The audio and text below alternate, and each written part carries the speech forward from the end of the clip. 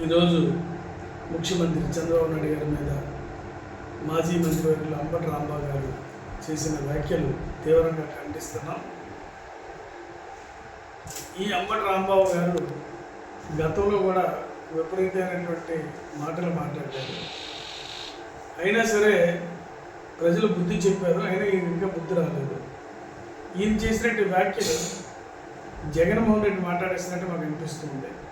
ఇచ్చేదంటే ఈరోజు రాష్ట్రంలో ఉన్నటువంటి పవిత్రమైన దేవాలయం, ఆ దేవాలయంలో కల్తీ నెయ్యి వాడారని ఈ విషయం రాష్ట్ర వ్యాప్తంగా ప్రజలందరూ కూడా గతంలో నువ్వు చేసినటువంటి ఏదైతే అవినీతి ఉందో అది ప్రజలకు తెలియపరచడం వల్ల నువ్వు దీన్ని డైవర్ట్ చేయాలనే ఉద్దేశం మీద కేవలం అంబటి రాంబాబుతో మాట్లాడించావు.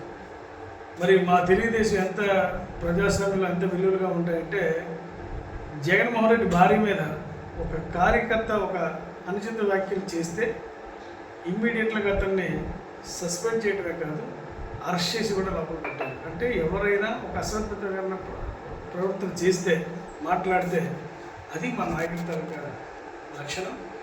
అదేవిధంగా నువ్వు నిజమైనటువంటి నువ్వు నాయకుడిగా నువ్వు రుజువు చేసుకుందామంటే ఎవరైతే అసభ్యకరంగా మాట్లాడిన అంబటి రాంబాబు చట్టపరమైన చర్యలకి నువ్వు ఇబ్బంది లేకుండా చేస్తూ అతన్ని సస్పెండ్ చేసి నువ్వు నిజాయితీ కూడా నిరూపించుకుంటే బెటర్ తప్ప నువ్వు అటువంటి వ్యక్తుల్ని కూడా సమర్థం చేస్తే పూర్తిగా నీ రాజకీయ భవిష్యత్తు కూడా పూర్తిగా భూస్థాపితం అవడం కూడా ఖాయమని చెప్పేసి హెచ్చరిస్తూ, మరి ఇటువంటి అంబటి రాంబాబు లాంటిటువంటి క్రూరంగా మాట్లాడినటువంటి వ్యక్తులు రాష్ట్రంలో ఒకరిద్దరు ఉన్నారు. వీళ్ళందరికీ కూడా ఖచ్చితంగా త్వరలోనే ఇంకా గుణపాఠం జరుగుతుందని చెప్పేసి తెలియజేస్తూ వారికి ఇటువంటి మాటలకి కఠినంగా చర్యలు తీసుకోవాలని కోరుతున్నాను.